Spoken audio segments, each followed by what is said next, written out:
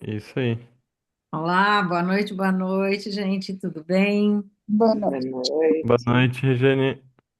Que bacana estar aqui com vocês hoje para esse trabalho bacana mesmo, que a gente sabe que é tão preciso nesse momento, né? Tão necessitado, tão preciso nesse momento, que é falar sobre o neurodesenvolvimento das crianças, dos adolescentes, e especialmente devido a essa era digital.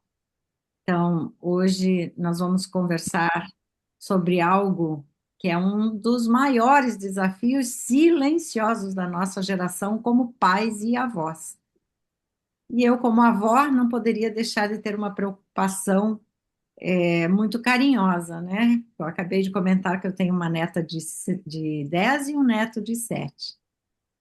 E a realidade é que nós estamos criando crianças e adolescentes em um ambiente que o cérebro humano jamais experimentou antes.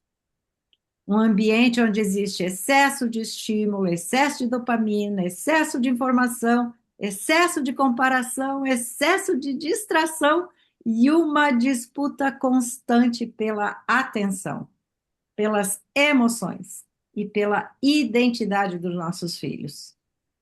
E muitos pais estão lidando com isso usando modelos antigos para problemas neurologicamente novos. E o problema é que o cérebro infantil e adolescente ainda está em desenvolvimento. Então, aquilo que parece apenas entretenimento e distração, ou mesmo comportamento difícil, muitas vezes já é um sinal de alteração neuroemocional acontecendo no cérebro, e muitos pais às vezes não se dão conta. E aí, como os pais não entendem isso, começam os conflitos, gritos, punições, afastamento emocional, resistência, desconexão dentro de casa. E é exatamente aqui que o neurotraining para pais entra. É exatamente aqui que nós vamos trabalhar. Esse é o cenário atual. Nós temos excesso de estímulos digitais na família, nós temos disputa pela atenção, como eu mencionei, e identidade, e nós temos esse grande impacto emocional e neurológico. Todos esses fatores têm comprometido, de certa forma, a dinâmica familiar daquilo que conhecemos. Antigamente as famílias eram diferentes, não eram? Nós sentávamos para conversar, nós tomávamos chimarrão, para quem toma chimarrão, para quem é do sul, né? A gente contava causos da família e toda a família ao redor para conhecer até esses causos, essas histórias da família.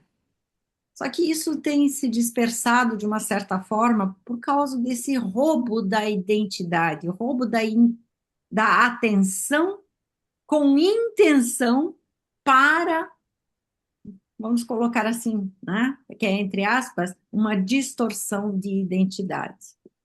Então, o fator número um é exatamente isso que tem sido desencadeador de outros fatores.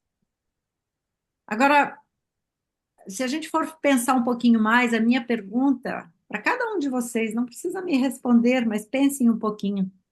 No meio de tudo isso, será que nós estamos preparados para atender as necessidades dos nossos filhos e netos, no meu caso, né? Nesta era digital?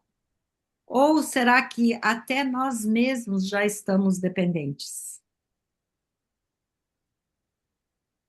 Na verdade, esse é o cenário ideal, que é o propósito desse workshop hoje, que é fortalecer famílias através da neurociência aplicada e a parentalidade moderna. Esse é o objetivo, é ajudar os pais a reconhecerem quando o uso da tecnologia deixou de ser uso e passou a ser regulação emocional externa e compulsiva das crianças. E também fortalecer as famílias, né? de uma forma geral, de uma forma mais consciente, emocionalmente saudável e inteligente. E, como consequência, mais feliz. Mas esse tema eu gostaria de apresentar para vocês aqui, que tem uma razão muito mais pessoal por trás desse trabalho que eu comecei a desenvolver com foco na parentalidade moderna e no uso da neurociência. Quero apresentar para vocês esse garoto. Esse garoto aqui, ele está com 7 anos. Ele é meu filho. E ele passou para o mundo espiritual com 13 anos. E ele é uma das razões do meu foco nessa nova forma de ser pai, mãe e avó. Ele não passou para o mundo espiritual por essa razão, né, que é a era digital e todos os seus comprometimentos. Foi por outra razão, totalmente inesperada também. Mas a questão é que o meu filho não está aqui mais hoje. Mas muitos pais têm filhos, tanto da idade do Agnus, de 7 anos, de 9 anos, 10 anos, 12 anos, 13 anos, 15 anos, 18 anos, que está presente pessoalmente, mas está emocionalmente distante. E é uma dor muito grande ter a presença e estar emocionalmente distante.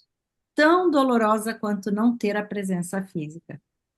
Então, a minha honra para o meu filho, que é o meu grande fortalecedor na minha jornada aqui nesse tópico que me é muito caro.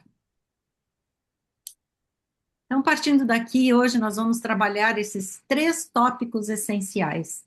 Primeiro é como identificar os sinais precoces da dependência digital. Nós vamos falar como o excesso de telas altera o desenvolvimento cerebral e, por fim, como ajustar a comunicação para reduzir a resistência e fortalecer conexão. Essa é a geração mais conectada. E aqui tem alguns dados dos Estados Unidos, do Brasil, também da Europa, que são simplesmente assustadores. Porque muitos pais dizem: ah, meu filho gosta um pouquinho de tela. Mas o que nós temos aqui, por exemplo, nos Estados Unidos, isso nos Estados Unidos, a população de adolescentes ou pré-adolescentes a adolescentes de 9 a 17 anos, são 17 a 18 milhões nessa faixa etária, que são os preteens, né, os pré-adolescentes. Nós temos mais de 21 a 22 milhões de adolescentes de 13 a 17 anos. E isso totaliza 40 milhões de pré-adolescentes e adolescentes só nos Estados Unidos. Mas o que isso significa?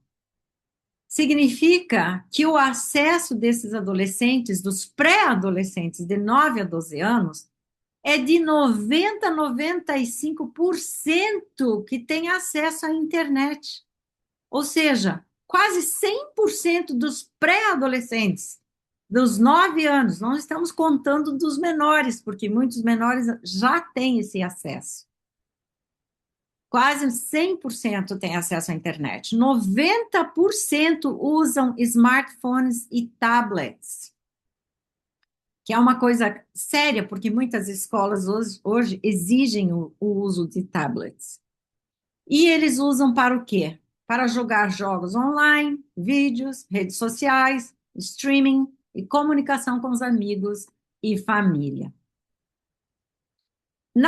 Esses são os preteens. Aqui já são os teenagers. Os teenagers aumentam um pouquinho mais. 97% usam a internet, mais ou menos 90% usam o YouTube.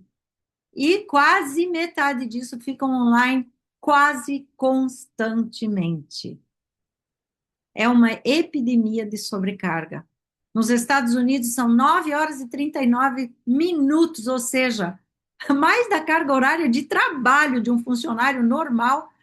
Dos adolescentes entre 13 e 18 anos ficam no telefone, ou ficam online, ou ficam com algum tipo de interferência digital no seu cérebro. Então, são 11% já, 11% já exibem sinais clínicos de vício grave em redes, na Europa também. Esse aqui é um ecossistema de alto risco. Veja bem, as redes sociais de vídeos curtos e algoritmos de rolagem infinita, né, como essas plataformas de vídeos como TikTok, Instagram, Reels, YouTube Shorts, eles mudaram drasticamente como os jovens processam informações. Esse aqui são apenas uma amostra. Eu tenho 15 aqui são os mais utilizados. E aqui eu incluo o Chrome escolar e iPad e iPhone. Agora, para tudo isso, para que eles utilizam? Eles utilizam primeiramente para competição online. Tá? E aqui é o Battle Royales. Quando eles utilizam isso nessa competição, existe um surto de dopamina no cérebro de 500%. Vocês conseguem imaginar o que é 500% de alteração química no cérebro quando está se fazendo um jogo desses battles, né, que se tem? No uso dos algoritmos de vídeos como o TikTok, os shorts, 350% de dopamina rápida. Daqui a pouco nós vamos ver o que isso significa especificamente no cérebro. Enquanto que brincadeiras analógicas e esportes é 200% de estimulação natural. Aqui nós estamos falando de dopamina artificial. Aqui nós estamos falando num pique de 200% de estímulo natural, ou seja, com brinquedos naturais e esportes.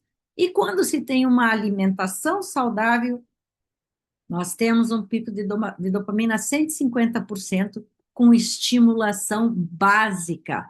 Desde o momento que você coloca uma comida saudável na boca e você saboreia, aquilo também dá um release de dopamina no cérebro pelo prazer de estar degustando uma comida saborosa.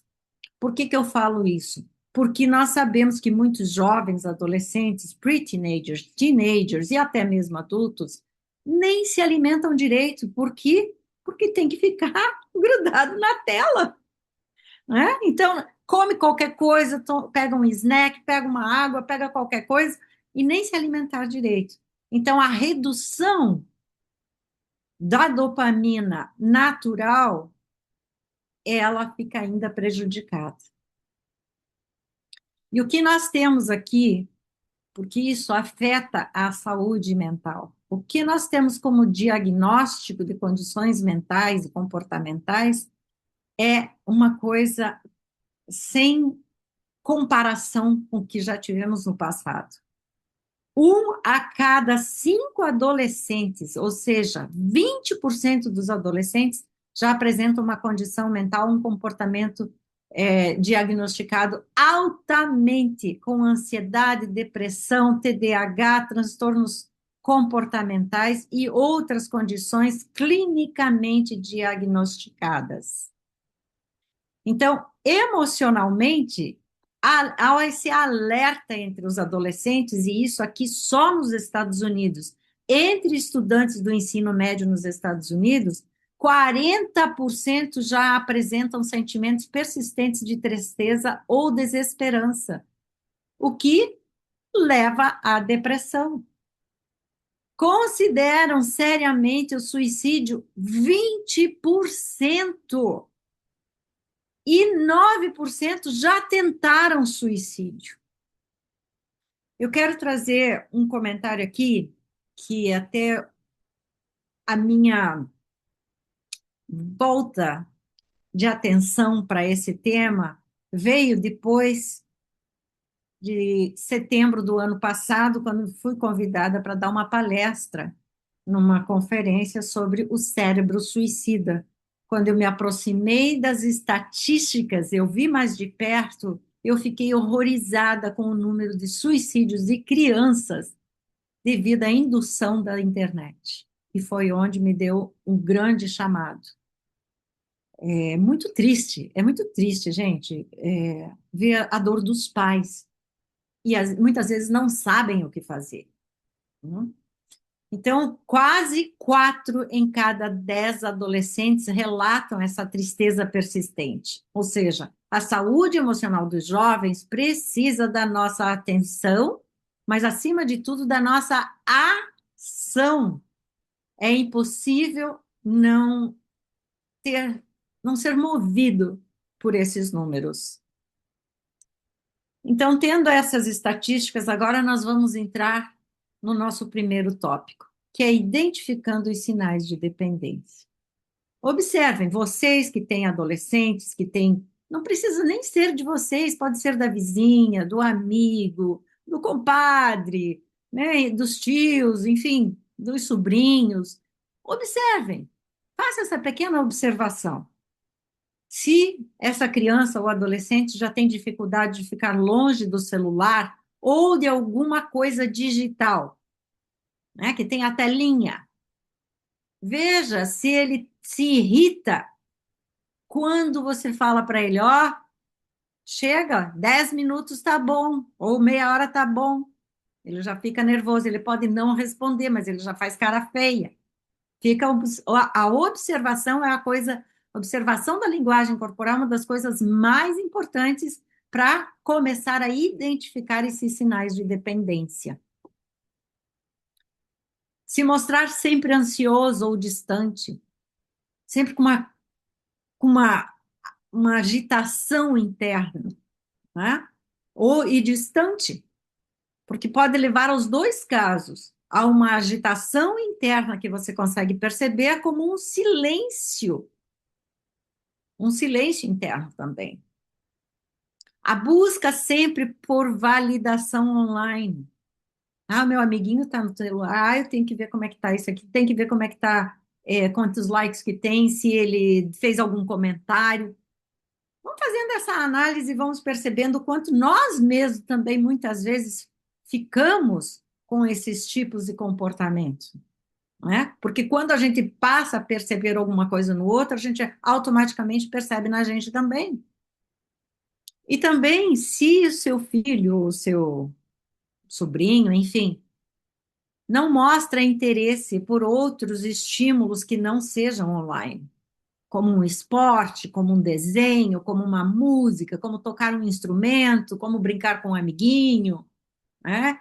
E ele começa muitas vezes com um isolamento progressivo. Ah, hoje eu não quero ir brincar.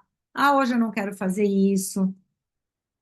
Aí o outro sinal é a baixa tolerância à frustração.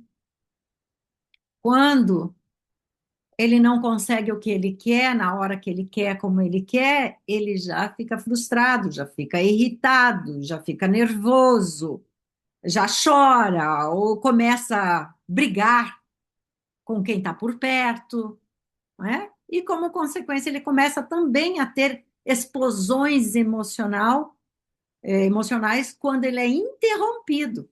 Mesmo, por exemplo, se ele está fazendo alguma atividade e você pensa que ele está quietinho, está tranquilo, e aí você chama ele para alguma coisa, ele já fica irritado. Isso já é um sinal que muitos, mas muitos pais desconsideram, tá? Então, esses aqui são os principais sinais já de evidência de início ou, se não, já dependência. Agora você pode dizer assim, mas o meu filho nem fica muito tempo no celular, ou nem fica muito tempo nas telas. Só que existe, gente, um perigo silencioso antes dos perigos da internet. Tá?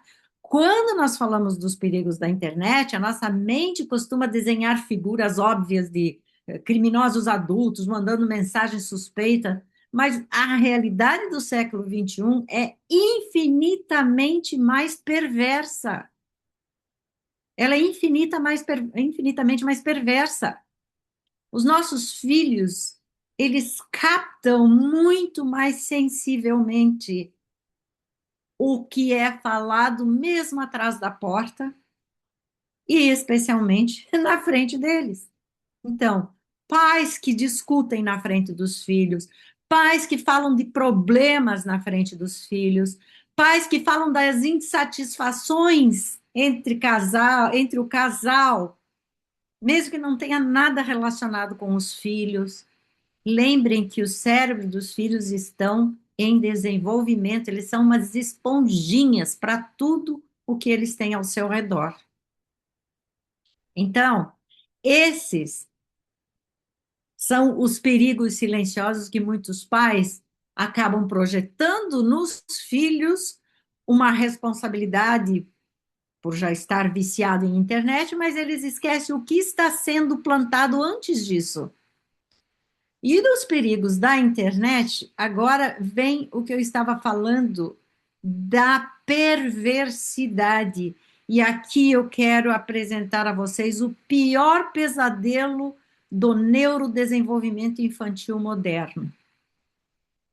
Quando vocês, ou talvez vocês já conheçam esse caso, mas quando vocês ouvirem seus filhos, sobrinhos, netos, filho do vizinho, qualquer criança falando coisas que vocês acham que não tem nexo, fiquem atentos, porque são códigos que eles utilizam para se comunicar, para que os pais, os amigos, enfim, não entendam do que eles estão falando, tá? Esse aqui é um caso clássico. Levanta a mão aí quem conhece esse caso. O caso do 764, que é o terror digital. Esse caso aqui é o caso de uma seita mesmo, chamada 764. É um caso real. Ele foi julgado, esse cara aqui, ele foi julgado, ele foi sentenciado. Ele se chama Bradley Chance Cadenhead, um jovem do Texas, daqui dos Estados Unidos. Ele não era um hacker de filmes. Era apenas um adolescente que sofria bullying severo na escola e que, trancado no seu quarto com acesso irrestrito à internet, ele canalizou a sua dor para o sadismo digital. Vocês conseguem imaginar que um rapaz de 15 anos fundou uma rede descentralizada chamada 764? Chama-se é um grupo afiliado a outras seitas de choque da internet, como Maniac Murder Cult, o culto, né, ao assassino maníaco assassino, traduzindo para o português. Ele começou a usar os servidores do Discord, que também é jogo que, né, tem muita polêmica ao redor também, e canais privados. Ele começou a atrair crianças menores. E qual era o objetivo? Puro sadismo e notoriedade em fóruns criminosos. O Bradley, o que que ele fazia? Ele chantageava crianças com ameaças de morte contra os seus pais, ou vazamento de fotos privadas para forçar essas crianças a produzirem conteúdos de violência extrema contra si próprias. Corte, automutilação assistida, de fazer, tá filmando e ainda tá mostrando para ele. E em 2023, após uma investigação massiva liderada pelo FBI, a justiça americana condenou ele a 80 anos de prisão por agir como um verdadeiro líder de culto destrutivo digital. Então, nós temos que entender aqui como funciona o mecanismo de coerção, ou seja, a tática do inimigo invisível. Porque grupos como o 764, eles não possuem bandeira política ou causa social. Eles operam à base da exploração da vulnerabilidade psicológica infantil. Agora eu te pergunto, você sabe como é que eles chegam até os seus filhos? Eles não usam o Deep Web, que a gente chama, né? Eles não usam o Deep Web. Eles entram nos lobbies de jogos extremamente comuns, como aqueles que eu mostrei, Roblox, Minecraft, Fortnite. Eles ficam mapeando as crianças que parecem mais sozinhas, tristes ou carentes no chat. E aí, quando eles identificam o alvo, eles migram para a conversa para o Discord ou para o WhatsApp. A semana passada eu tive uma mãe que pegou o celular do filho sem ele deixou o celular por lá, a mãe falou, deixa eu ver o que que ele está falando no WhatsApp com os amiguinhos dele. Ela ficou chocada com as mensagens cheias de código. Só que numa das mensagens estava assim, esse código, né, que era o código que estava lá, esse código você quer dizer isso, né? Quando ela leu aquilo, foi onde ela se deu conta, ela começou a ler tudo, tudo, tudo, tudo, tudo. E ela começou a ver todos os códigos. E aí ela começou a entender por que que o filho dela estava realmente tendo um comportamento mais agressivo, mais como é que fala? De se retirar, né? De withdraw, de se ausentar. Aí ela teve uma conversa muito séria com ele e ele contou. Ele contou.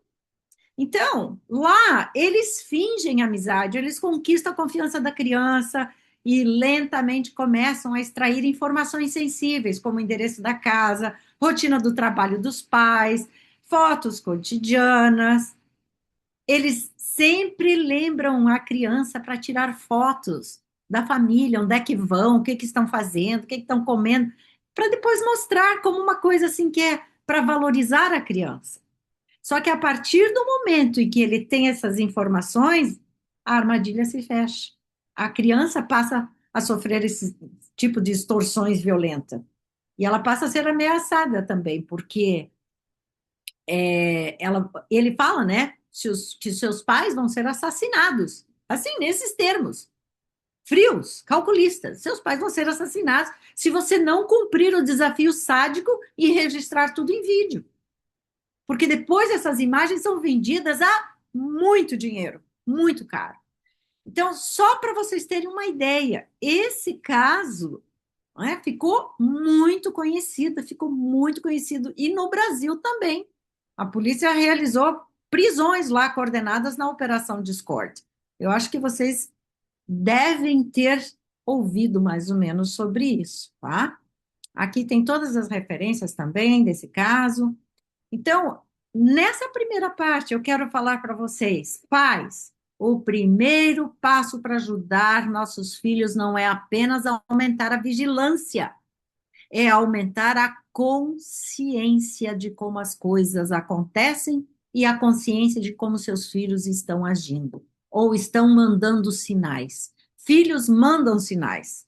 Seus pais estão conscientes, eles conseguem ler, saber e participar mais ativamente da vida dos seus filhos. E agora nós vamos, então, para o segundo tópico: como o excesso de telas afeta o desenvolvimento cerebral. Eu quero só avisar vocês que depois a gente vai ter perguntas e respostas, tá? Bom, o objetivo aqui é compreender o impacto estrutural e funcional no cérebro em desenvolvimento. Aqui vocês veem essa imagem de como quando nós nascemos com aproximadamente 100 bilhões de neurônios.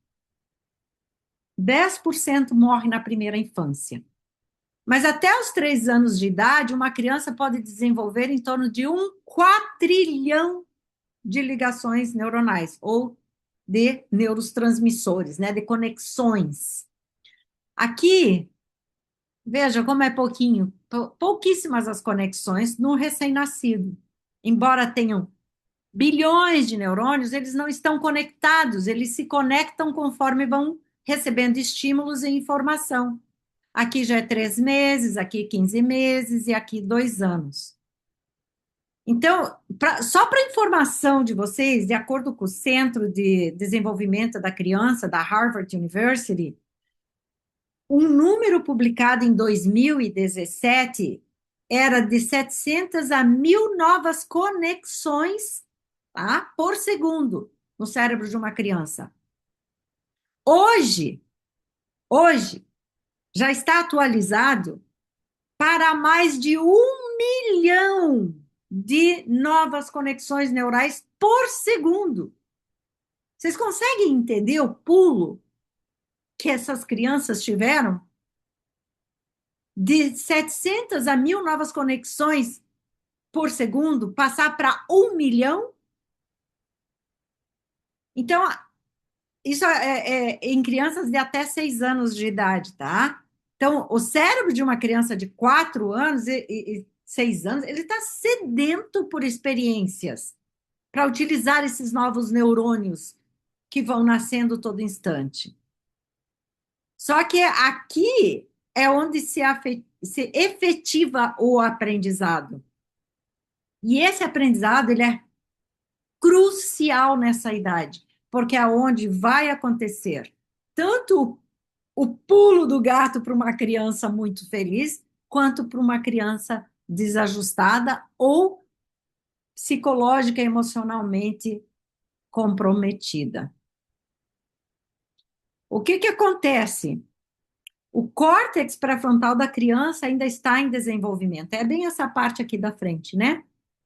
E é justamente essa área que é responsável pela atenção, pelo controle de impulso, planejamento, autorregulação e tomada de decisão. Então, esse sistema emocional da criança, que vai pelo impulso, que é o sistema límbico, ele ainda é o mais forte, porque ele é o do impulso, combinado com o cérebro que a gente fala, né? O cérebro reptiliano, que é o da sobrevivência. Se nós não cuidarmos das nossas crianças, ela vai deixar a amígdala com excesso de atividade e excesso de dopamina e excesso de cortisol. A amígdala, ela fica em atividade constante quando o prazer não é nutrido. E aí acontece a liberação do cortisol. Por quê? Porque ela produziu um monte de dopamina sintética, não é natural. E começa a criar um monte de desequilíbrio químico no cérebro. E aqui é onde muitos pais desconhecem, e aí muitas vezes, meu filho não está bem, leva para o psiquiatra, toma um remédio e acha que fica bem. E não funciona assim. O que acontece é que se uma criança, e até nós adultos, tivermos excesso de estresse, que é o que acontece com a criança, nós comprometemos a nossa memória, porque o alvo, como uma amígdala hiperativa, é o nosso é o neurogênese, que é onde acontece a produção de novos neurônios. E aí esses neurônios, eles não crescem o suficiente, eles ficam short. Por isso que as pessoas falam, tem memória curta. É literalmente, o neurônio se torna curto. Ele se torna curto e com excesso de cortisol, ele se quebra. Então, eu posso começar a contar uma história. Veja aqui quanta ramificação de neurônios. Aqui tem bastante ramificação de neurônios. Agora, quando está comprometida, a ramificação também fica comprometida. Ou seja, memória curta. Agora, quando começa a comprometer ainda mais, é quando começa a contar uma história e fica. "Ah, ah, esse é para tentar lembrar, mas esse ele já está exatamente aqui, ó. Tá vendo essa falhazinha? Essa é a falha que quebrou, literalmente quebrou o neurônio pelo excesso de cortisol por causa da hiperatividade da amígdala. O excesso de cortisol é como se fosse ferrugem, tá? E como a criança tem esse desenvolvimento, nessa pesquisa aqui longitudinal, né, da criança dos 5 anos aos 20 anos, como a criança vai amadurecendo, vai aumentando a massa cinzenta no cérebro, Se ela não tem atividades do córtex pré-frontal, de um raciocínio, de uma criação de um raciocínio mais intelectualizado, né? Não infantilizado, mas mais intelectualizado conforme ele vai crescendo, a massa cinzenta não progride, né? E por isso que também tem aquela brincadeirinha, né? Ah, tá com pouca massa cinzenta. Literalmente é isso. É literalmente isso. Ou seja, menor volume de matéria cinzenta e branca resulta em baixíssima tolerância à frustração, que é o que a gente viu antes. Porque a frustração, a tolerância à frustração, ela é compreendida pelo córtex pré-frontal, que é onde há o desenvolvimento da massa cinzenta. Sem querer dar muita aula de neurociência, né? Mas para entender o primeiro erro comum dos pais com os filhos nessa faixa etária, é dizer que é um mau comportamento da criança, ou que a criança está desobedecendo. Não é. A criança está desregulada neuroemocionalmente. Então, os pais não podem dizer ele tem bad behavior, ou ele não me escuta. O que que acontece? Ele está hiperestimulado, não consegue regular, e aí como é que ele vai aprender um comportamento se ele não está regulado? Né? Então, acontece uma baixa capacidade de inibir esse impulso que é chamado pelos pais de mau comportamento. O segundo ponto crítico é a substituição da corregulação humana. Porque quando a criança usa a tela para regular emoções, que é a produção de dopamina artificial, que eu comentei antes, ela não aprende a processar a frustração, porque é artificial. Ela não aprende a pausa emocional. E ela não internaliza esse controle que os pais querem que ela tenha.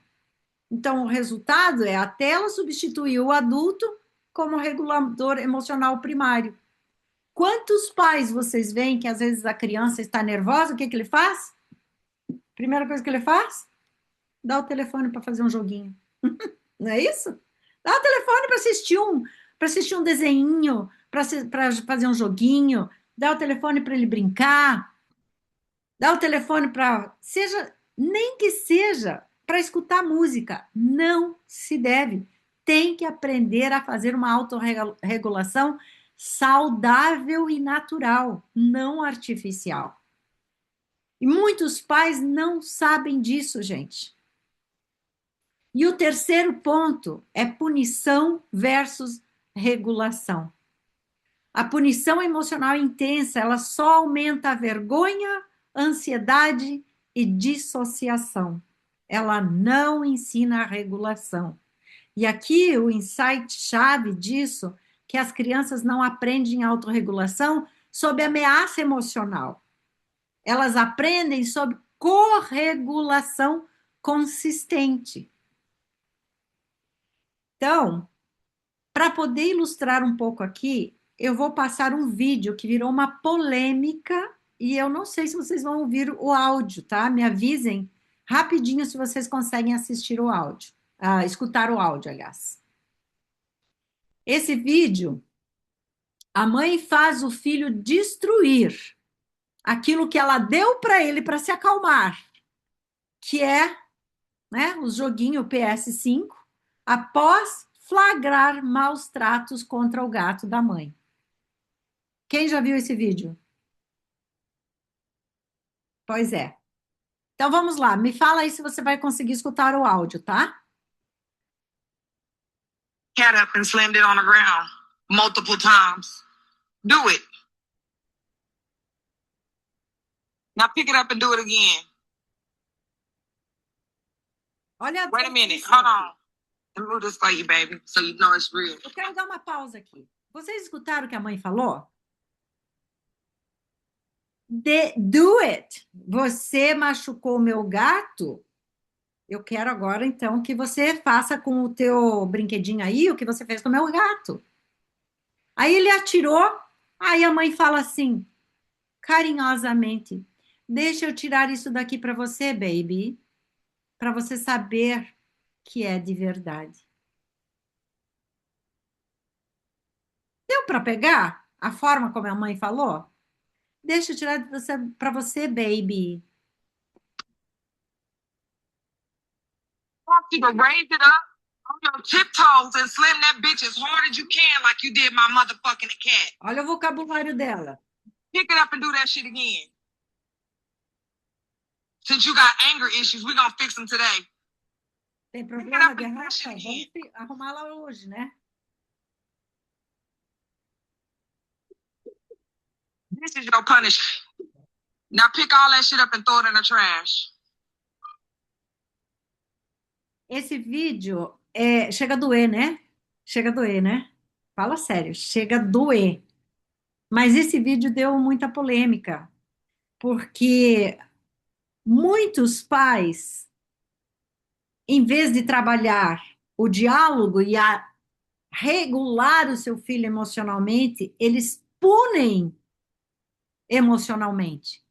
E eles não entendem que eles são os primeiros responsáveis, não só pela addiction, mas por toda essa raiva que está por trás. Por que que ele foi se vingar no gato da mãe? Por causa desse tratamento bem sarcástico da mãe, bem sádico da mãe, né? Quantos pais falam bonitinho, calminho com os filhos? Agora você vai aprender que dói. Sádico, sádico. Expor uma criança virtualmente, online, nesses termos, é o pior. Isso aqui, gente, essa é uma vergonha tóxica que é uma das mais destrutivas, mais nocivas neurologicamente para uma criança. Expor ela nesses termos. E quantos pais fazem isso sem se dar conta e achando que estão fazendo bem para o filho, com punimento? Então, aqui é uma coisa simplesmente horrenda, né? Uma mãe assim precisa de muita educação parental para entender cada palavra que ela falou, o quanto ela está sendo tóxica para o próprio filho. Não é o videogame, não é o jogo, não é nada disso. O jogo, videogame é consequência. E aí nós voltamos lá em cima naquilo que eu falei.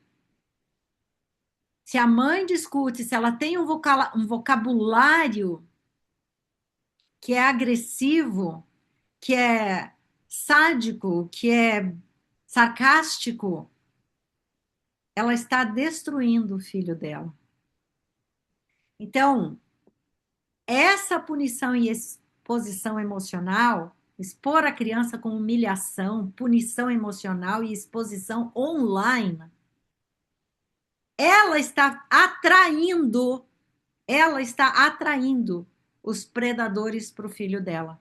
É um prato cheio. Não é só o jogo, não é só a internet. Os pais estão empurrando os seus filhos e não fazem ideia. Os filhos desenvolvem vergonha tóxica, hipervigilância, que também é uma hiperatividade da amígdala do medo, e desligamento emocional. Isso dá um comprometimento na vida futura de uma criança dessa que é inimaginável. Então, o problema daqui, gente, não é a tecnologia. É a substituição do vínculo humano por estímulos artificiais como regulador emocional. E aqui o mecanismo da dopamina. Existe o sequestro do sistema de recompensa. O uso abusivo de games, mídias, vídeos curtos inundam o cérebro de informação com níveis artificiais de dopamina. Já vimos isso. Para se autoproteger, o sistema neurológico desliga, que é o que aconteceu com esse menino. Ele desliga os receptores e ele vai diminuir a sensibilidade a prazeres simples da vida. Futuramente, um menino desse, com olha, 90% de possibilidade, ele pode se tornar um psicopata. Porque ele já não sente mais dor, toda a dor que ele tinha já foi desligada com uma exposição dessas da mãe. Então, os pais não se dão conta. E aqui existe um estudo, esse estudo foi muito interessante, foi feito em 2012, vou chamar ele de anatomia da fiação cerebral danificada. Eu vou pedir para vocês olharem essa imagem aqui de ressonância magnética na tela. E aqui o que vocês estão vendo não é um cérebro comum. É o mapa das estradas de informação de um adolescente com dependência de tela. Na neurociência, nós dividimos o cérebro em massa cinzenta, como vimos antes, né, que são os neurônios em si, e a massa branca. A massa branca, ela funciona exatamente como cabos de fibra ótica que transmitem os impulsos elétricos de um lado para o outro, né? Que nós temos o corpo caloso que fica transmitindo os impulsos elétricos.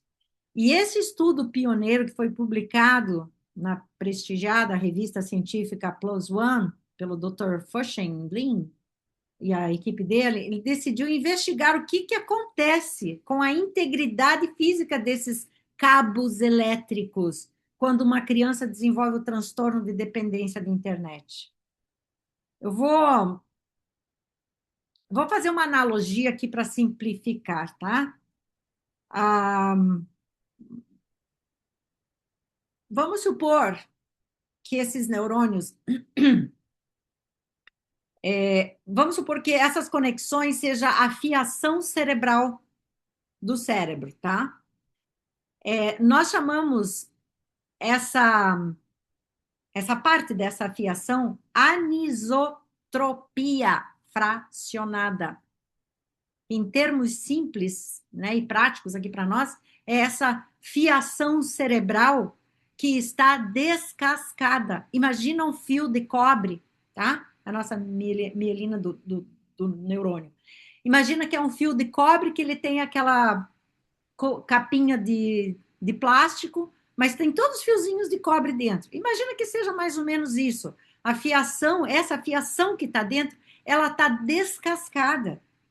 É a mesma coisa que tentar rodar uma internet de alta velocidade com cabo velho, que está corrompido, que está mastigado, que tá enferrujado. A informação simplesmente não passa como deveria ou se perde no caminho. E é isso que acontece com o cérebro das crianças e dos adolescentes quando eles estão nessa dependência. Você pode falar 10 vezes a mesma coisa, eles não conseguem interpretar aquilo, porque a fiação está fragilizada. Não é? Então, mas quais são mesmo as áreas exatas afetadas por essa corrosão? Todos nós sabemos que nós temos o corpo caloso, né? Que é o que une o hemisfério direito e o hemisfério esquerdo. Essas fiações é como se fosse o corpo caloso. Ele tá todo enferrujado, todo descascado, não está fazendo conexão. E a amígdala, que fica no centro do medo, né? E da raiva e dos impulsos, ela fica acionada e não consegue ser regulada. Então, quando esse feixe é uncinado, né, ou está danificado por causa desse vício digital, esse freio racional, mesmo que os pais peçam 10 vezes para ele parar ou fazer alguma outra coisa, ele não consegue. Aí os pais dizem: você não me escuta. Não escuta mesmo, porque já está com a amígdala dele entra em erupção e ele reage com agressividade proporcional, com gritos, com choro incontrolável. Não é pirraça, gente, isso é biologia. O cabo que deveria ficar aí, né, no córtex, no corpus caloso, e conectar o sentido do que os pais estão falando com o córtex pré-frontal, ele está danificado. Vocês conseguem entender a gravidade disso para nossa futura geração de líderes? Para quem trabalha em empresas, com essas crianças vão se desenvolvendo, como é que nós vamos desenvolver líderes no futuro para isso? É como se fosse assim, ó. Vocês não vão escutar, mas imagina que o que vocês vão ver aqui é como se fosse choques, tá? Imagina o choque. É isso que acontece.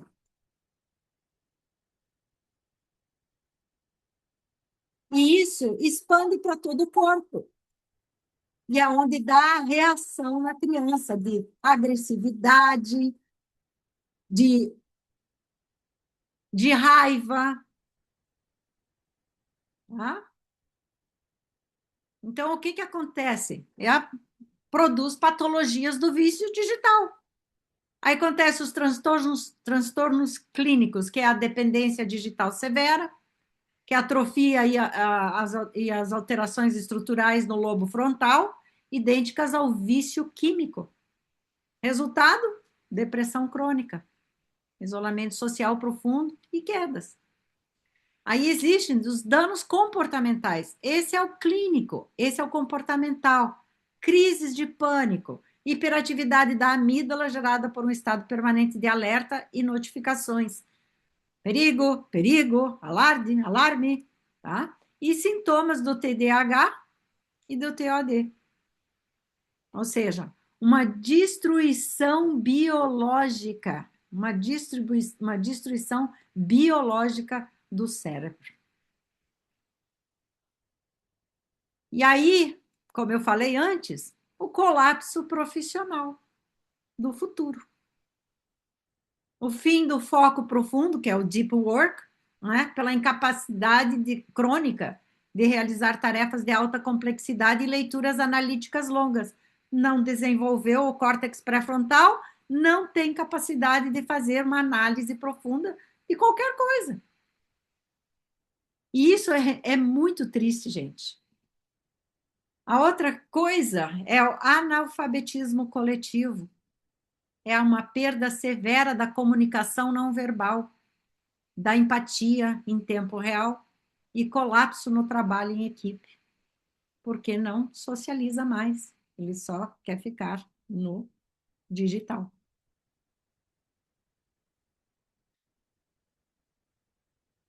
E isso também, gente, afeta, muitas vezes os pais não se dão conta, mas afeta a segurança nacional e o Estado.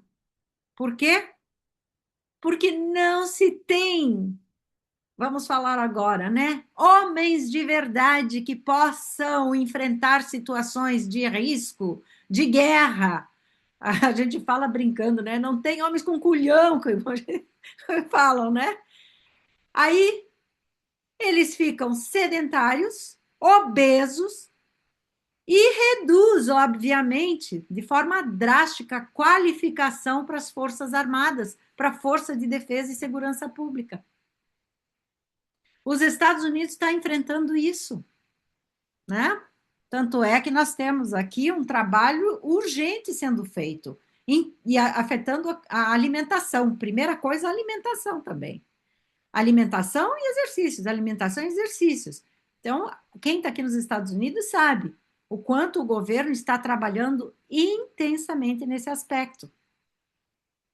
Porque isso também compromete a capacidade de tomar decisões, porque não consegue nem guardar informações mais críticas para poder tomar decisões num momento de crise.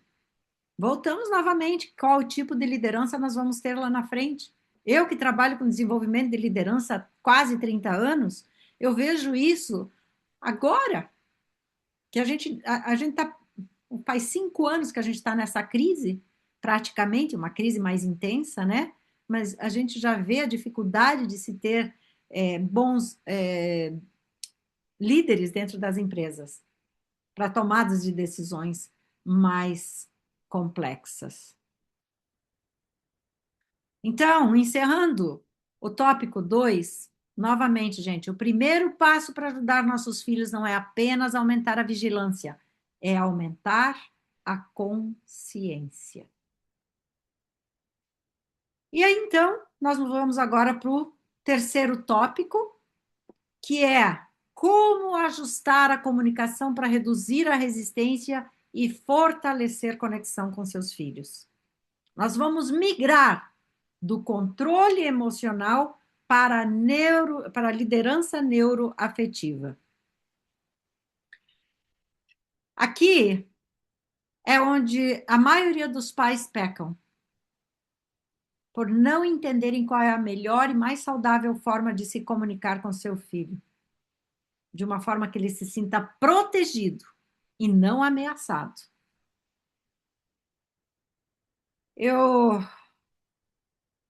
Primeiro passo é, por exemplo, quando vocês, só dando um exemplo, né, para desarmar a resistência, porque os métodos tradicionais de correção falham com o cérebro hiperestimulado.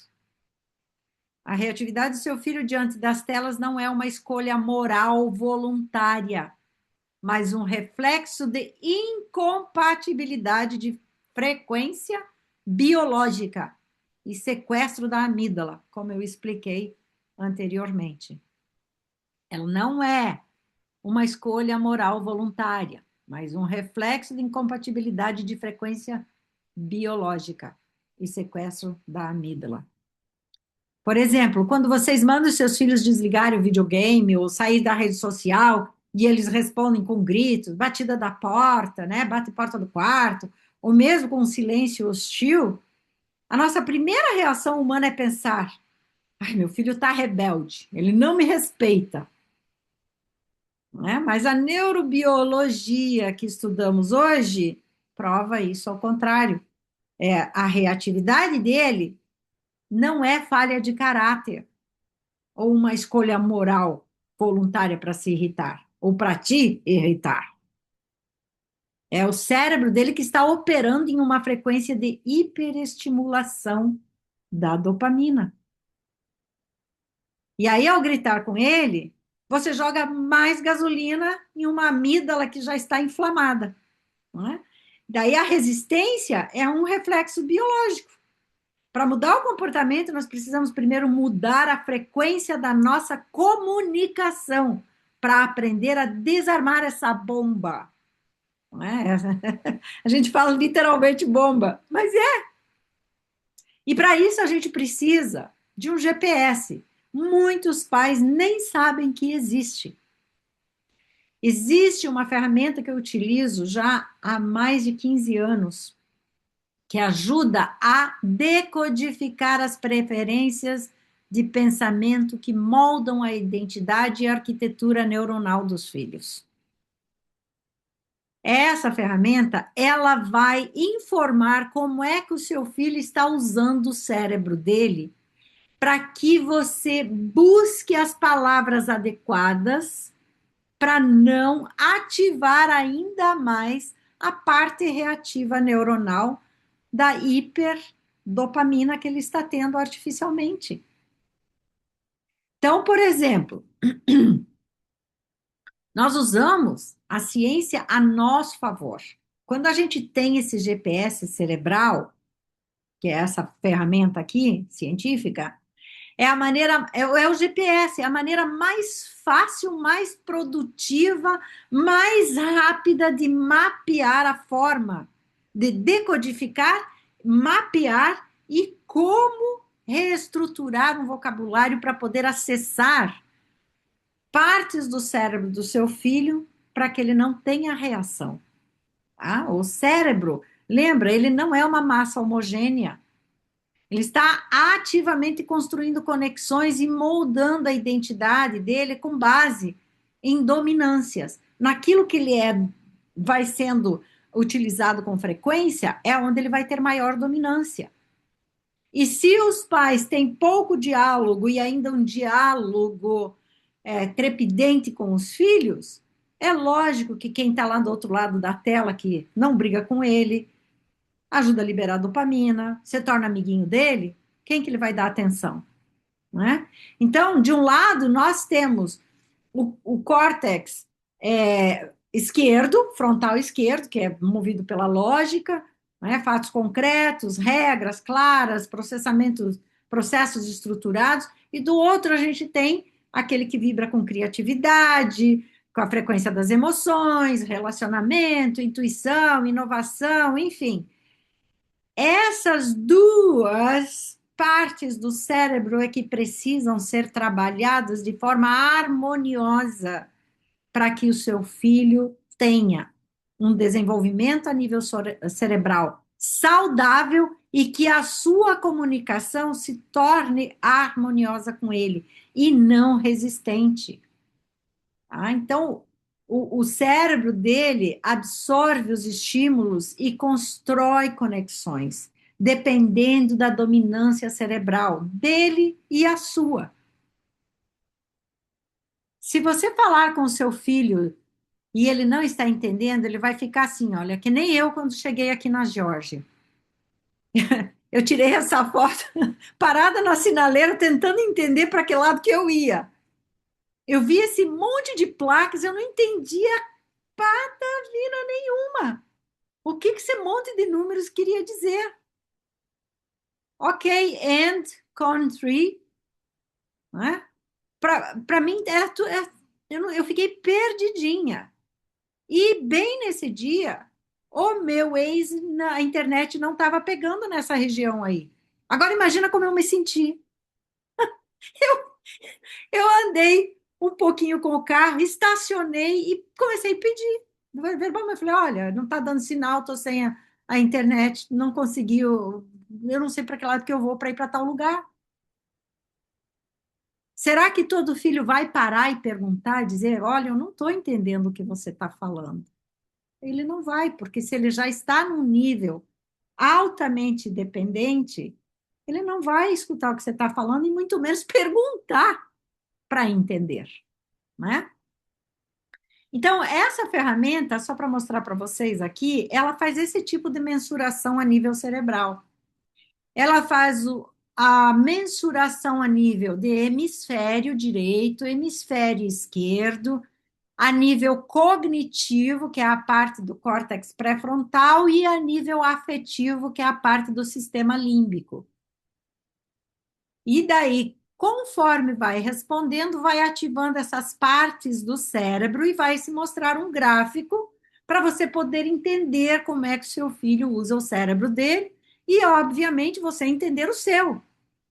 Porque possivelmente, se a comunicação às vezes cria a friction, é porque você também não sabe como é que está sendo o seu e a incompatibilidade com o dele. E aqui também existe, gente, várias formas de se perceber nesse estudo aqui. Eu vou mostrar para vocês essa imagem, que ela é muito reveladora. Como o poder da palavra movimenta o nosso corpo. Vocês lembram que eu mostrei essa imagem aqui? Que vai afetando todo o corpo conforme vai acontecendo, ó, vai afetando todo o corpo, vai mandando energia para todo o corpo. Nessa imagem aqui, nós vamos ver exatamente como é que funciona essa energia no corpo, dependendo da forma com que se fala. As palavras intensificam os sentimentos em todas as camadas do nosso corpo, promovendo respostas físicas. Isso para quem já tem, né, todo um conhecimento, está escutando normalmente, consegue processar informações. Agora, imagina para um cérebro que não consegue processar informações. Aqui, processa informações. Dependendo da palavra, você cria raiva. Olha para onde vai a energia. Quantas pessoas falam assim, me dá raiva, que dá vontade de dar um soco. Não é assim? Dá raiva, dá vontade de dar soco. Olha para onde que vai a energia. Vai para as mãos. Para o medo, o nojo. Olha a felicidade, que linda, ó. A energia, a felicidade no corpo todo, movimenta o corpo todo, com a energia mais tranquila. A tristeza, tristeza tira a energia. A surpresa, aqui é quando está neutro. A ansiedade aqui, ó, no estômago.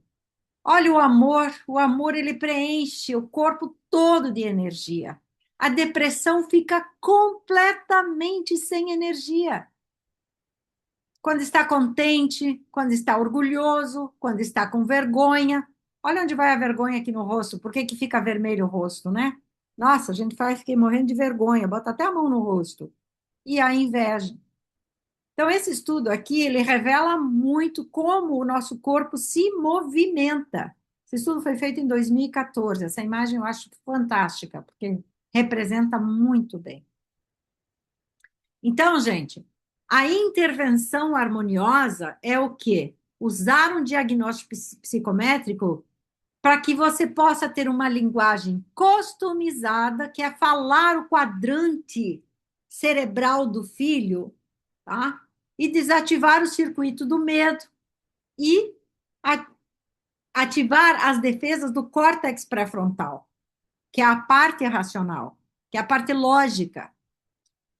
Negociação segura, você pode negociar com seu filho, ou seja, substituir a imposição violenta por contratos visuais baseados nas preferências nativas de pensamento dele. E preservação da identidade, que é uma coisa sagrada. O limite deixa de parecer um castigo e passa a ser integrado ou como um suporte à sua autonomia real. E, como consequência, agora eu vou fazer bem rapidinho para vocês, que o nosso tempo está correndo, nós vamos ter 20 minutos de perguntas e respostas. Eu vou deixar aqui para vocês um plano de ação já para vocês começarem hoje. Começar hoje, tá? São 3 passos práticos para vocês já implementarem agora. Para mapear com precisão, né? Para fazer o assessment, o NBI da família, para identificar os pontos cegos de colisão. E fazer o ajuste de tom, adequar os comandos de transição digital ao estilo de aprendizagem do menor. Mas aqui é o que eu vou deixar para vocês fazerem agora. Isso aqui é o que vocês podem fazer depois para ter o GPS, tá? É o assessment. Mas aqui é para vocês fazerem agora. O passo 1, primeiro, passo 1, para quem ainda não fez. Mude o meio ambiente. Retire 100% as telas de dentro do quarto. O quarto deve voltar a ser biologicamente um santuário do sono e desaceleração da amígdala. Nada, nada de digitais no quarto. Nada. Só estando com as coisas digitais fora do quarto já muda a frequência do ambiente.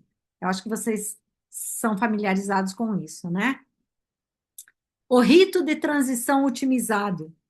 Substitua o comando. Isso é muito bacana, ó. Substitua o comando.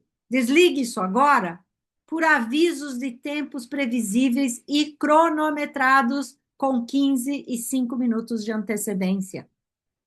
Se você dá, vou dar um exemplo. Os meus netos não assistem televisão, não tem digitais, não tem tablet, não tem nada disso. Meu neto tem 7 e minha neta tem 10. O programa deles, digital, é 1 hora por semana de televisão de jogos educativos na TV. 1 hora. Então aquilo fica tão prazeroso para eles que é o momento, como se fosse assim da gente, né? Lá atrás, né? O dia de encontrar o namorado, né? Aí, se você dá 1 hora, quando deu 45 minutos, você bota o alarme para eles escutarem. 15 minutos e fala para eles, ó, 15 minutos. Aí, quando chegar a 5 minutos, dá o alarme para eles escutarem, deixa o alarme lá para eles escutarem e você verbaliza novamente. 5 minutos.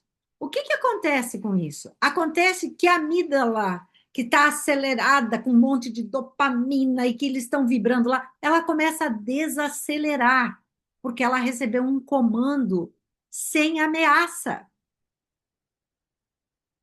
Reduz a resistência, porque não tem ameaça, existe uma coisa já prevista.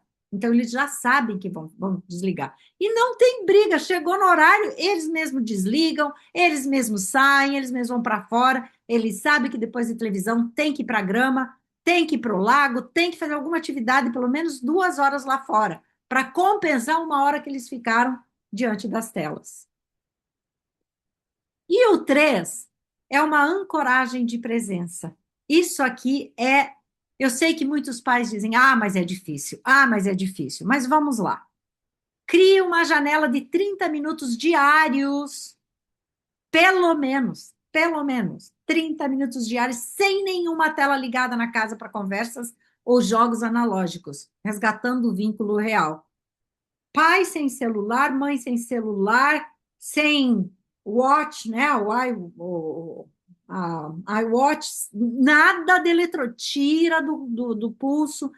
30 minutos dedicado para a família, conversar, contar piada, contar causos da família, histórias, falar sobre coisas interessantes, falar sobre natureza, falar qualquer coisa. 30 minutos. Os pais precisam se educar para tirar esse tempo para os filhos. Senão, eles não terão resultados dos seus filhos. Porque pais são espelhos. E hoje é muito difícil os pais que não ficam no celular por um bom tempo, só que os filhos não sabem que muitas vezes os pais estão trabalhando. E eles não fazem essa diferenciação. Então, se está no celular, eu também posso ficar. Se o meu pai trabalha porque ele é adulto e fica no celular, eu sou criança, posso ficar no celular porque eu sou criança, não é? Então, fica aqui esses 3 passos já para vocês iniciarem agora. E aqui eu quero só dar um exemplo do perfil cerebral da família, como vem o mapeamento. Essa aqui é uma análise, inclusive, que eu fiz ontem para uma família de Singapura. A avaliação do pai, do estilo parental do pai, do estilo parental da mãe e o estilo parental do filho, completamente oposto. Então, quando a gente tem esses gráficos com toda a interpretação, obviamente, que daí é feito o feedback, né? Numa das nossas sessões, você tem o teu GPS, você vai saber exatamente o que falar, como falar, para trazer o seu filho para você, e não para empurrar ele para longe. Porque muitos pais pensam, não, mas meu filho, não, meu filho, ó. Aí ele se surpreende, como o caso de uma pessoa aqui no norte de Atlanta. Num dia ela foi pegar a camiseta da filha para lavar e ela viu um monte de risco de sangue na camiseta. A filha estava se automutilando. Foi quando ela descobriu, mas até então ela não fazia a menor ideia. A menor ideia. Então, gente, eu vou encerrando por aqui, porque a gente tem agora 15 minutinhos para perguntas e respostas, tá? E quero só deixar aqui um convite para quem tiver interesse, né, em fazer o perfil cerebral para quem está aqui hoje, para quem está aqui hoje participando. Depois, se tiver interesse, a gente pode conversar, pode mandar aqui no QR Code, ah, mandar um oizinho, enfim, meu telefone, meus contatos, fiquem à vontade, tá? Mas eu quero abrir agora para perguntas e quero que vocês fiquem bem à vontade. Regiane, eu gostaria de iniciar as perguntas e também te agradecendo pela brilhante palestra aqui, essa masterclass que eu tenho certeza que foi de utilidade para todo mundo, assim, porque todo mundo tem ao redor, assim, alguma criança, tanto se for filha, se for neto, se for dindo, de repente, né, no caso, sendo um sobrinho. Então, para mim, que nem eu te falei no início da reunião, tinha bastante gente que não estava ainda. É um tema muito pertinente e várias lacunas foram é, cobertas, assim, questões foram sanadas, então achei muito legal. E eu vou fazer uma pergunta clássica, eu queria te ouvir sobre isso. Quais são as idades que se recomenda é, aproximar, talvez não seria aproximar a palavra certa, mas permitir um pouco mais essa esse uso das telas, tanto do celular, redes sociais, né? Ter um celular também. Uhum. Veja bem, a criança está com o cérebro em desenvolvimento e tudo que for colocado ali vai ser a absorção total, tá? Vai ser a absorção total. O ideal é não ter telas. O ideal, olha, pelo menos nos 6, 7 anos, não ter tela nenhuma. Esse é o ideal. Só que a gente sabe que é praticamente impossível. Então, se for 10 minutinhos por dia, 10 minutinhos, dá só um joguinho lá, entendeu? Alguma coisinha, mas educativo, alguma coisa educativa, né? Uma historinha, alguma coisa assim, educativo. Tem que ser educativo, porque quem cria, a Beth está aqui, ela sabe, quem cria material educativo, ele sabe a dose para estímulo, ele sabe para onde navegar, para trazer. Quando você tem consciência, obviamente, muitos jogos que a gente está falando aqui, né? Eles são já desenhados com outro propósito. Agora, eu vou contrapor uma pergunta aqui. Vocês acham que Elon Musk, todo esse top de gente aqui em cima, dá esse tipo de estímulo para os filhos deles antes da idade recomendada de 10, 12 anos? Minha neta tem 10, ela não tem celular. Ela tem apenas o Chrome da escola, porque é obrigatório. No começo, eles queriam que ela levasse para casa por causa do homework. Não, não, não, não, não. Escola. E 10 anos. O meu neto está com 7. Eles começaram, né, no Montessori. Então, assim, até hoje é tudo muito natural. É pé no chão, é na terra, é trabalhar com bicho, é isso. Quanto mais os pais puderem delongar, mais eles estão protegendo seus filhos. Então, idade ideal não seria antes dos 6 anos, mas nem pensar. E se for dando, devagarinho, devagarinho. Muito devagarinho e com coisa altamente pedagógica.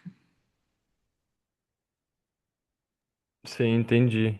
E a gente vê bastante, tipo, os pais cedendo a uma pressão dos filhos também, né? Que chega numa idade que os amiguinhos de pais menos rígidos, de repente, que cedem a essa pressão, fazendo a pressão para a criança, né? Ah, vem jogar comigo, por exemplo, ou que nem tu citou os códigos, né? A criança se sente de fora, né, daquela, de toda aquela movimentação e dessa linguagem e quer se aproximar disso, senão ela se sente excluído, né? Acaba pressionando os pais que acabam cedendo. Como pai, ou enfim, eu, futuro pai, vou poder lidar com isso? Qual que é a abordagem que a gente deve ter com a criança? Uhum.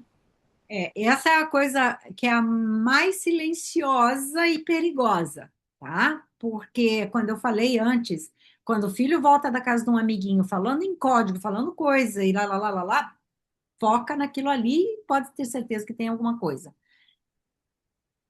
A recomendação é o diálogo, mas não adianta querer ter diálogo quando vê alguma coisa acontecer. O diálogo tem que ser antes. Porque se o filho não se sente acolhido, protegido, e que os pais tenham essa comunicação transparente dos perigos, o filho não sabe que ele precisa de proteção. Então, e assim, dando como própria experiência, né? Se chega em casa com alguma coisa, vamos conversar sobre isso. Me fala mais sobre isso. Tem pais que falam assim: da onde que você aprendeu isso? Quem que falou isso? Tá errada, a forma de comunicar já está fazendo que o filho fique assim. Porque se ele foi acolhido na casa do amiguinho para falar certas coisas, chega em casa, o pai já, né? E a dopamina dele, a amígdala, ó, cortisol, cai fora. Então, por isso que para mim, não existe, dentro da neurociência, não existe algo mais poderoso do que o poder da palavra e como ela é pronunciada. Poder da palavra, nós já sabemos como ele trabalha a nível cerebral e como se manifesta no corpo. E a nível de comunicação, se você não tem um GPS adequado, você vai fazer o que você sabe. Só que nem sempre o que você sabe é a forma mais adequada. Aí, até você entender e eu ajustar, você pode ter perdido aquela janela de tempo e de aprendizado da criança, né, que você não percebeu ainda, você não sabe, os pais não sabem. Felipe, é assim, olha, eu admiro muito os pais que chegam e falam, eu não sei. Assim como os pais admiram o filho quando o filho chega e fala, mãe, eu não sei, não é? Então, muitos pais não sabem, mas não sabem que não sabem. Eles só vão saber que não sabiam depois que já aconteceu, né? Então, a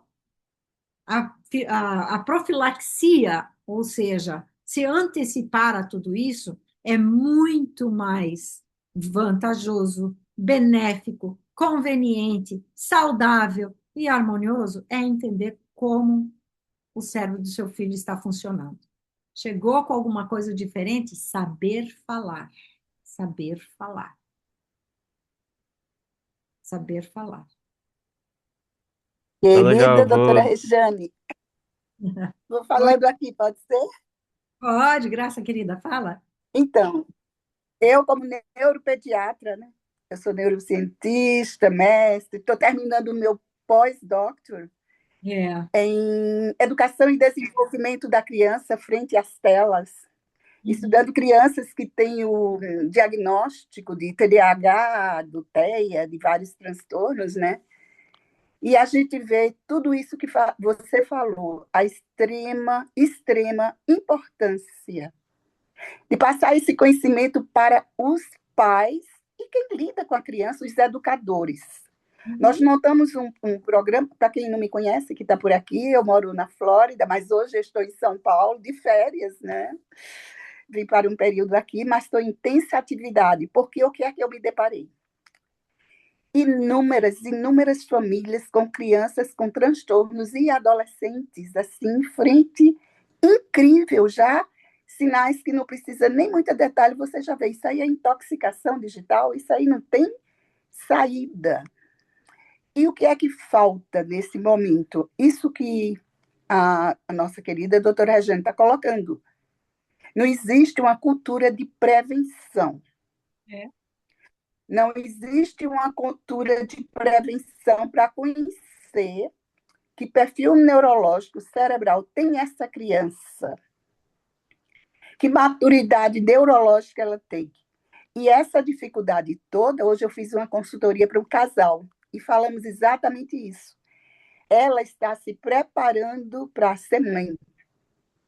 Então, antes de engravidar, aí é onde a gente entra com a neurociência, o autoconhecimento, É. porque aquela mãe está carregando uma palavrinha que eu já não falo mais, os MEDO, o MEDOS da vida, aquilo que Uhum. está lá nas amígdalas cerebrais, né? O MEDO, antigo, a raiva, ela vai para a gravidez. É. E ela joga aquilo tudo das primeiras semanas daquele neurodesenvolvimento. Quer dizer, a emoção dela, às vezes, é tão tóxica quanto uma droga qualquer outra, né? É.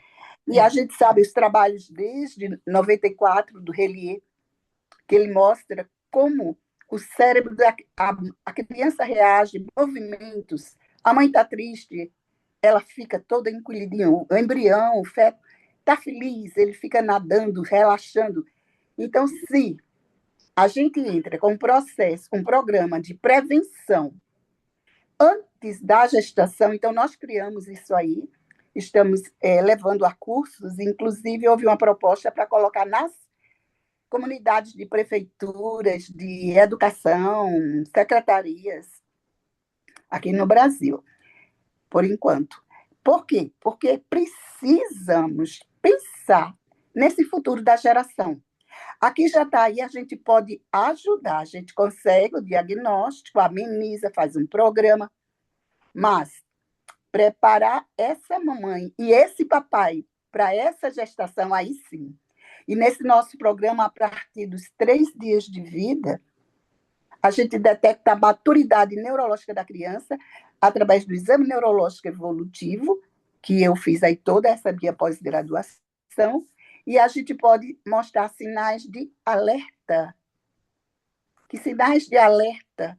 A gente está preparando as mamães e quem lida com a criança para, a partir de 3 dias de vida, saber que grau de maturidade está, É.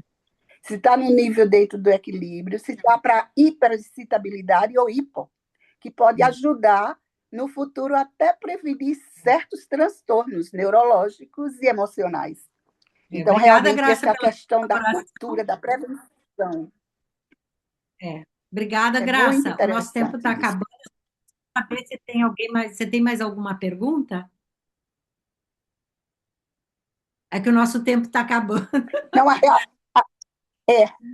a pergunta Oi. é exatamente essa, para a gente fazer esses movimentos para divulgar esses conceitos de diagnóstico, de prevenção para os pais, chegar até eles, né?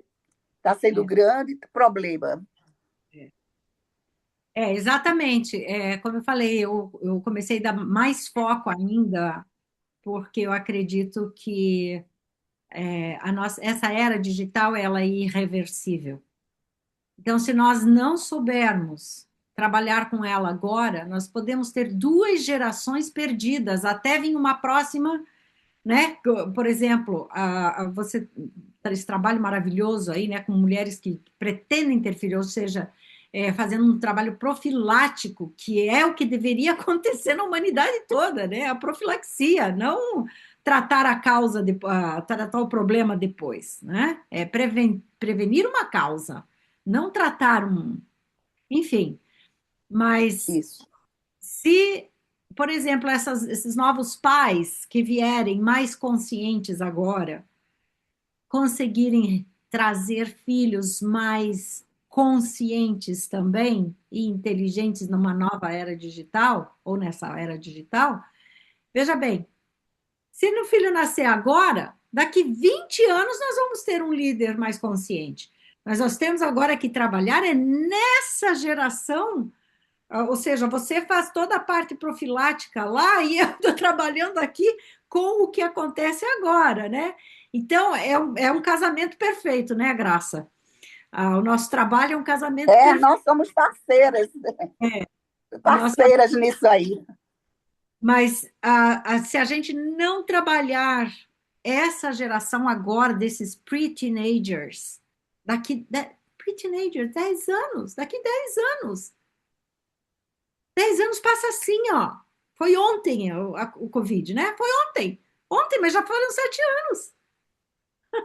Né? Então, se a gente parar para pensar, nós não temos tempo para brincar com isso. Nós não temos tempo para. Como é que eu vou fazer? Será que eu vou por aqui? Será que eu vou por lá? Será que vai dar certo? E se eu fizer assim? E se eu fizer assado? Gente, se você tem um diagnóstico, se você tem um GPS, pronto. Eu sempre brinco que fazer um diagnóstico como a gente faz é a mesma coisa, por exemplo, a pessoa tá tossindo. Aí ela vai para o médico, não, primeiro ela toma um chazinho, toma um remedinho. A tosse não passa, fica pior, daí ela vai para o médico. Daí o médico olha para ela e fala: "Ah, não, toma isso aqui, pronto". Aí ela vai para a farmácia, compra o remédio, passa mais uma semana tomando o remédio e a tosse continua e não melhora. Aí ela volta para o médico. Aí ela já tomou o remédio dela, já pagou a consulta, já gastou o remédio do médico, já gastou o tempo dela, tá pior, quer dizer, tem alguma coisa sinalizando que tem algo mais grave. Aí ela volta para o médico pela segunda vez e o médico fala assim: "Ok, então vamos fazer um exame?" Aí o exame vem o quê? O exame vem e mostra exatamente o que precisa ser feito. Aí ela vai, faz os exames e tem o medicamento correto. Em uma semana ela está bem. Ela já podia ter evitado todo esse tempo, todo esse desgaste, todo esse dinheiro, né? Aproveitado toda a energia dela para outras coisas. Então, quando você tem um diagnóstico de qualquer coisa, que hoje, felizmente, né, a ciência já traz tudo isso de uma forma tão favorável para a gente que trabalha nessa área, se não souber utilizar, então para que existe? Para que ficar tentando adivinhar qual é a melhor forma de eu fazer com meu filho, se você pode ter um diagnóstico e ir direto ao assunto? Você tá protegendo seu filho, você está ganhando tempo com seu filho, você está valorizando a existência dele, você está honrando o desenvolvimento dele. Então, eu sou muito da ciência, né? Sou muito da ciência, da espiritualidade, e a gente sabe que as coisas têm que caminhar juntas, têm que caminhar juntas. E quanto mais a gente tem a ciência ao nosso lado e souber usar ela com discernimento e para o bem, a gente só pode fazer avanços maravilhosos, não é? Então